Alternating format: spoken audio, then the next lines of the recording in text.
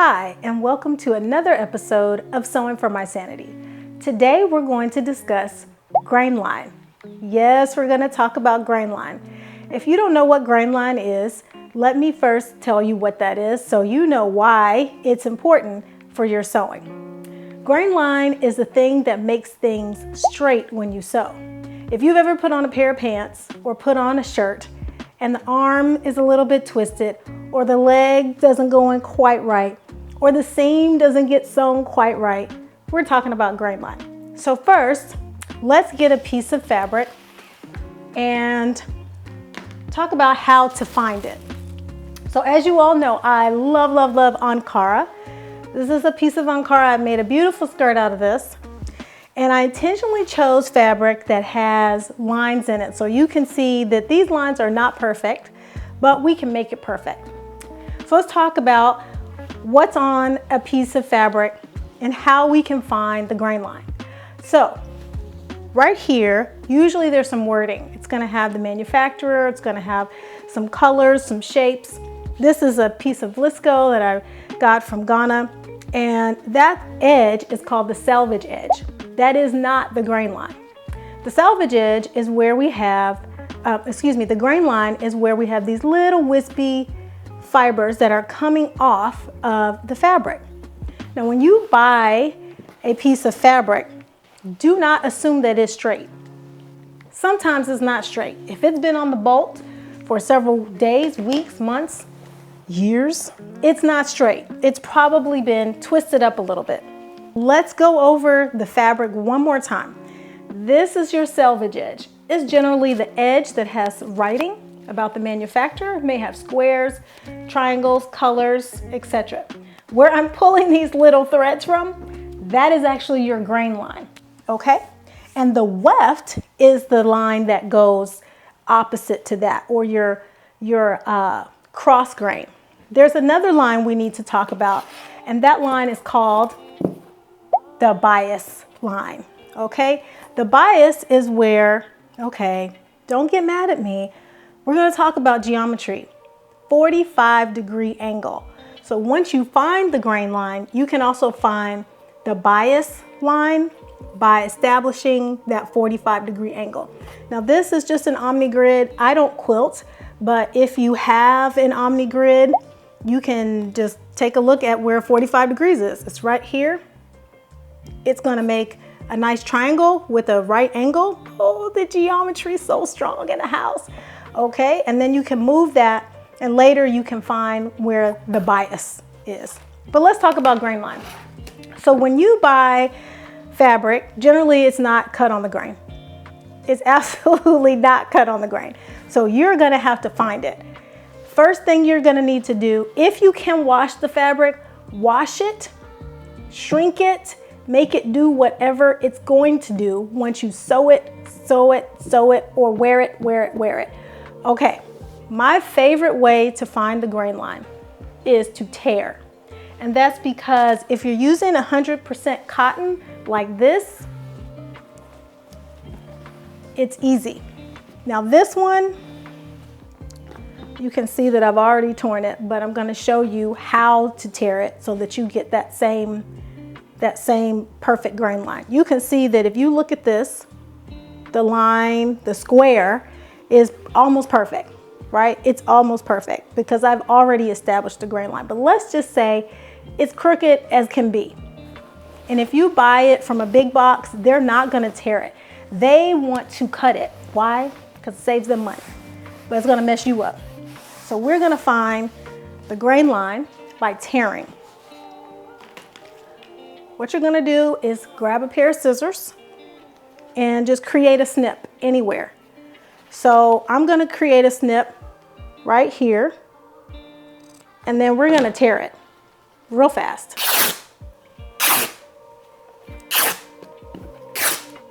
And then when you get to the end, it's gonna get tough. So just give it a nice, okay? These, don't throw these away. Let's recycle these. I use these for something I'll show you at the end of the video. So now that you've established a grain line, what the heck do you do with it, right? Now that you have a perfect grain line,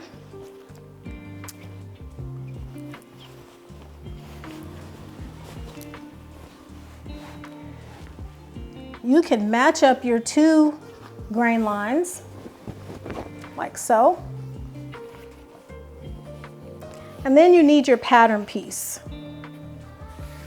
Now there are other ways to establish a grain line, because if you don't have a cotton fabric, what you're gonna need to do is tug it. I know that sounds crazy, but sometimes you're gonna actually need to manipulate the fabric, tug it, and make it straight. Another cheater way is to find where there is a perfect fold. A perfect fold is where there are no wrinkles, there are no bumps. See, there's a little bump right down here somewhere where there are no bumps. And then you can reestablish the grain line that way. Now let's talk about how you put the pattern onto the fabric to make sure that when you cut this, you don't have a skirt or a pair of pants that's twisted and your torso's out, you can't get your body in it. So here's a pattern piece from McCall's 8155. I'll show you why there is a grain line on this piece, how to make more grain lines, but it has a grain line.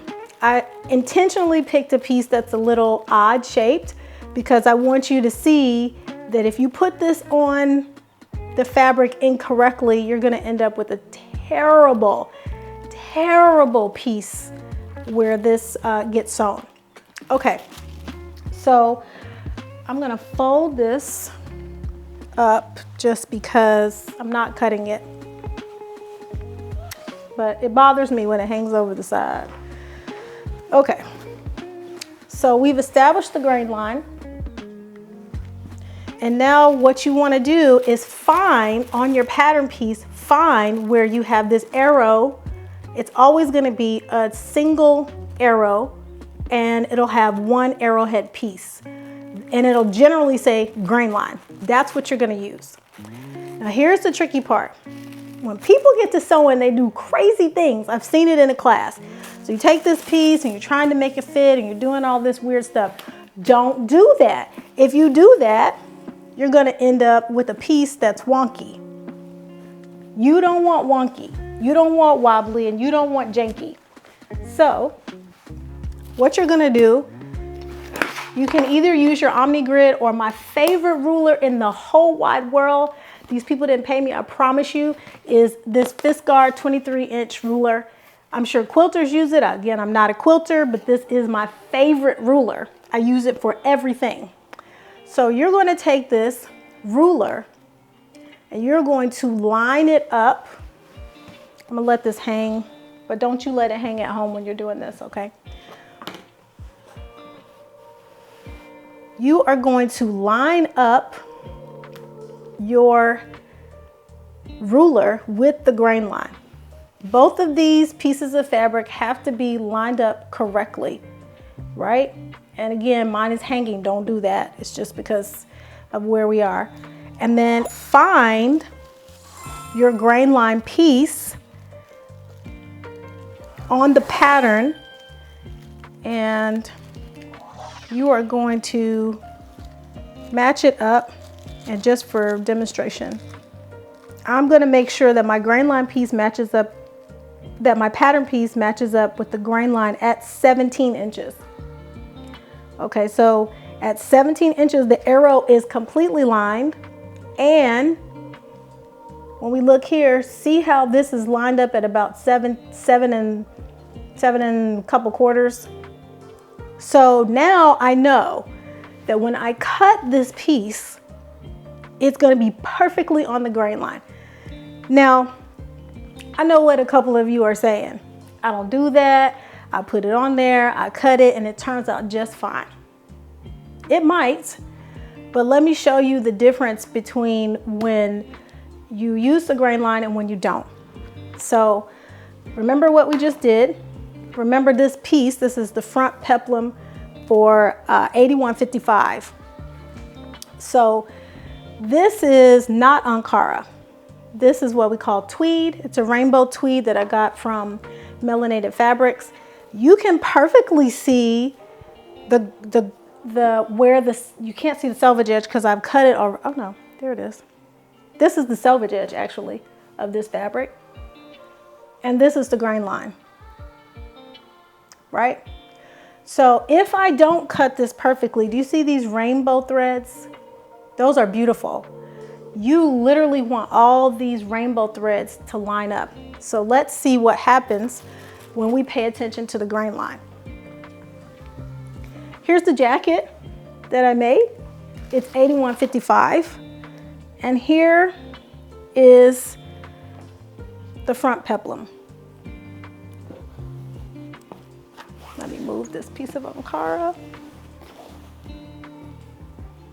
$81.55. You can see how nicely that tweed matches up. You can also see that the collar is also cut on the grain line. So when we look at the back of this garment, our eye doesn't pick up on zigzags or something that's moving in a terrible direction. We can see that all of the rainbow stripes, they all match up perfectly. That's what you want. And better yet, the collar. This is my favorite part about sewing, is how beautiful you can make things look. You see how this collar lines up beautifully? It is perfect. Now, these are cut on what we call the cross grain. So you're supposed to get this crossing there. But look at how straight that is.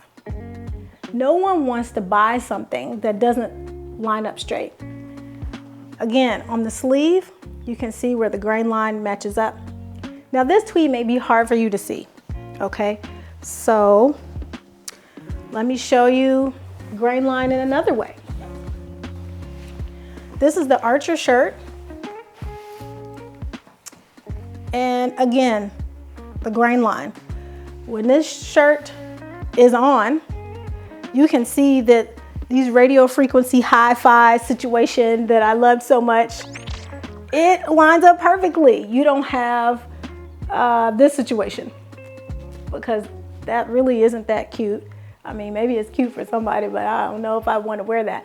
So you want these little high frequency hi-fi things to match up. And then I thought it would be cool to cut the placket the opposite way, so you get the hi-fi the other way. But if you don't line up the grain line, you're gonna get some wacky stuff. Things are gonna be like this, it's gonna be like this. So listen, grain line, super important. Be fussy about the grain line. Sometimes I'm spending more time matching up the grain line than I am sewing. So this is grain line. Make sure you match it up, find your selvage edge. And hey, if you have another method of matching up, oh wait, I forgot to show you something. What do you do with these guys? So, you know, in sewing, lots of us are, we're doing a lot of sustainable things. I'll show you what I do with these. When I have a little leftover fabric, so here's a little leftover fabric. I'm making a dress right now.